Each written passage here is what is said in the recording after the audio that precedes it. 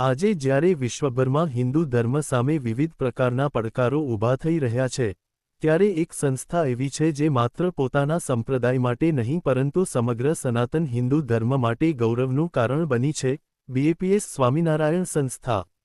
તાજેતરમાં અમેરિકાની હિન્દુ અમેરિકન ઓયોએ California state of hate commission સમક્ષ રજૂઆત કરી હતી કે હિન્દુઓ વિરુદ્ધ વધતા હુમલા, તોડફોડ અને ભેદભાવને ગંભીરતાથી લેવામાં આવે. આ રજૂઆતમાં ખાસ કરીને કેલિફોર્નિયાના બીએપીએસ મંદિરો પર થયેલા હુમલાઓનો ઉલ્લેખ કરવામાં આવ્યો હતો. ચિનો હિલ્સ અને સેક્રામેન્ટો સ્થિત બીએપીએસ મંદિરો પર થયેલી તોડફોડ માત્ર એક મંદિર પરનો હુમલો નહોતો, પરંતુ હિન્દુ આસ્થા અને સંસ્કૃતિને ડરાવવાનો પ્રયાસ હતો. આ સાથે બીજા ગણી શકાય તેવા હિન્દુ મંદિરોને પણ ટાર્ગેટ કર્યા હતા. પરંતુ ઇતિહાસ સાક્ષી છે કે વિરોધ જેટલો વધ્યો છે, તેટલું બીએપીએસ વધુ મજબૂત બનીને ઉભરી છે. છેલ્લા 120 વર્ષોમાં બીએપીએસ સ્વામિનારાયણ સંસ્થાએ જે અભૂતપૂર્વ પ્રગતિ કરી છે, તે માત્ર એક સંપ્રદાયનો વિકાસ નથી, પરંતુ સનાતન હિન્દુ ધર્મને વિશ્વના નકશા પર ગૌરવ સાથે સ્થાપિત કરવાની એક યાત્રા છે. જો કે, આ ભવ્ય વિકાસ અને લોકપ્રિયતા ઘણા ઈર્ષાળુ તત્વો, ખાસ કરીને સંપ્રદાયના કહેવાતા ડુપ્લિકેટ અને પપ્પુ આચાર્ય અને અમુક ગુરુકુળના અજ્ઞાની સાધુઓ જે પોતાના ગુરુકુળના કાંડ બહાર આવે ત્યારે ભૂગર્ભમાં ઉતરી જાય. તેના સંતોનો વિરોધ થતો હોય ત્યારે તેનું જ્ઞાન મરી જાય છે તેવા સંતો અને તેમના અનુયાયીઓ માટે હજમ ન થાય તેવી બાબત બની ગઈ છે. પરંતુ માત્ર બીએપીએસની સતત વધતી જતી સફળતા અને સામાજિક સ્વીકૃતિ જોઈને જન્મેલી ઈર્ષ્યાનું પરિણામ છે. જેઓ ધર્મના નામે વિવાદો ઊભા કરે છે, તેઓ કદાચ એ ભૂલી જાય છે કે ધર્મનું કાર્ય જોડવાનું છે, તોડવાનું નહીં. આજે વિશ્વનું સૌથી મોટું હિન્દુ મંદિર અમેરિકાના રોબન્સવિલ ખાતે આવેલું બીએપીએસ સ્વામિનારાયણ અક્ષરધામ છે. ભારતના સૌથી ભવ્ય અને વિશ્વવિખ્યાત મંદિરોમાં ગણાતું દિલ્હી અક્ષરધામ બીએપીએસ દ્વારા નિર્માણ પામ્યું છે. મુસ્લિમ બહુમતી ધરાવતા યુએઈ જેવા દેશમાં પરંપરાગત હિન્દુ મંદિરનું સ્વપ્ન સાકાર કરનાર અબુ ધાબી બીએપીએસ હિન્દુ મંદિર આજે વૈશ્વિક ધાર્મિક સહઅસ્તિત્વનું પ્રતીક બની ગયું છે. આવા તો શહેરે શહેરે અને દેશે દેશે આવા મંદિરો છે અને બની રહ્યા છે. તાજેતરમાં જ એક સ્વામિનારાયણ સંસ્થાના કેટલાય સાધુ જે જાહેરમાં ભસતા હોય છે કે અમે ઓરિજિનલ તે આપણા વડાપ્રધાન નરેન્દ્ર મોદીને મળવા ગયા અને કહ્યું કે તમે બીએપીએસ વાળાને અબુધાબીમાં જગ્યા અપાવી છે તો અમને પણ અપાવો.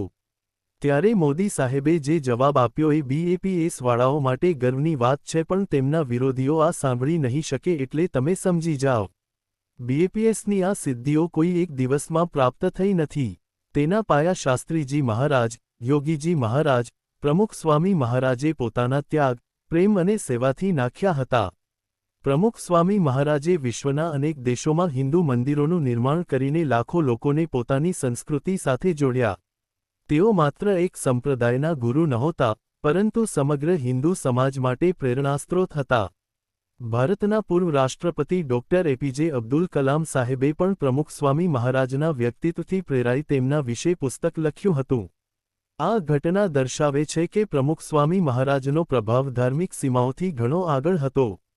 આજે બીએપીએસના મંદિરો માત્ર સ્વામિનારાયણ મંદિરો તરીકે જ ઓળખાતા નથી, પરંતુ વિશ્વના અનેક દેશોમાં તેઓ હિન્દુ ધર્મ, ભારતીય સંસ્કૃતિ અને માનવસેવાના પ્રતીક તરીકે ઓળખાય છે.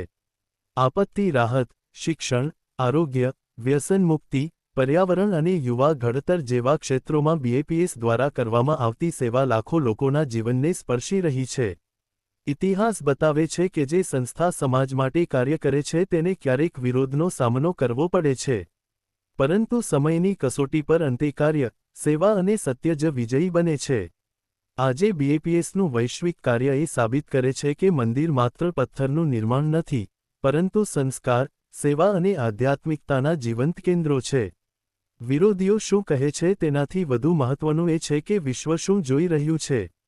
અને વિશ્વ આજે બીએપીએસમાં માત્ર એક સંસ્થા નહીં, પરંતુ સનાતન હિન્દુ ધર્મની વૈશ્વિક ઓળખ જોઈ રહ્યું છે.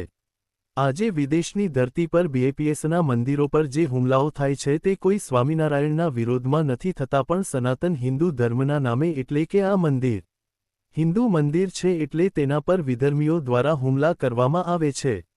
હંમેશા વિરોધ પ્રદર્શન કરનારાઓ જે પ્રખ્યાત જગ્યા, ઐતિહાસિક સ્થાનો હોય તેના પર જ હુમલા કરતા હોય છે એટલે કે સમાચાર મોટા બને. આ ઉપરથી બીએપીએસના વિરોધીઓ જાણી લ્યો કે બીએપીએસ સંસ્થા આજે ક્યાં મુકામ પર છે। અરે ગાંધીનગર અક્ષરધામ પર આતંકી હુમલો થયો એ તો તમે જાણો જ છો કે પાકિસ્તાનના આતંકીઓ આ બીએપીએસ અક્ષરધામને હિન્દુ ધર્મના સૌથી મોટા મંદિર તરીકે જોઈને હુમલો કર્યો હતો। એટલે સ્વામિનારાયણ સંપ્રદાયના કહેવાતા ડુપ્લિકેટ આચાર્ય અને તેમના પપ્પુઓ ધ્યાનથી સાંભળી લે, તમારી જેવા કેટલાને આવ્યા અને કેટલાને ગયા। હા, તમારામાં જ્ઞાન એટલું બધું ઠેકડા મારતું હતું તો કૌશિક ચૌધરી, જ્યોતિર્નાથ, મોરારી બાપુએ બધા નીલકંઠવર્ણી અને ભગવાન સ્વામિનારાયણ પર જેમ આવે તેમ ટિપ્પણી કરે છે અને કરી રહ્યા છે, ત્યારે ક્યાં જાવ છો તમે લોકો?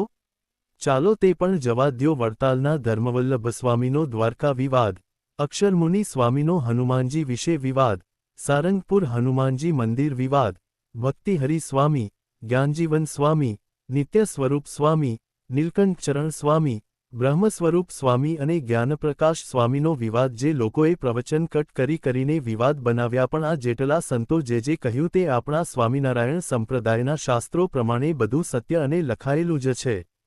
તો પણ તમે કેમ કંઈ ના બોલ્યા? ત્યારે તમારું જ્ઞાન ક્યાં મરી ગયું હતું?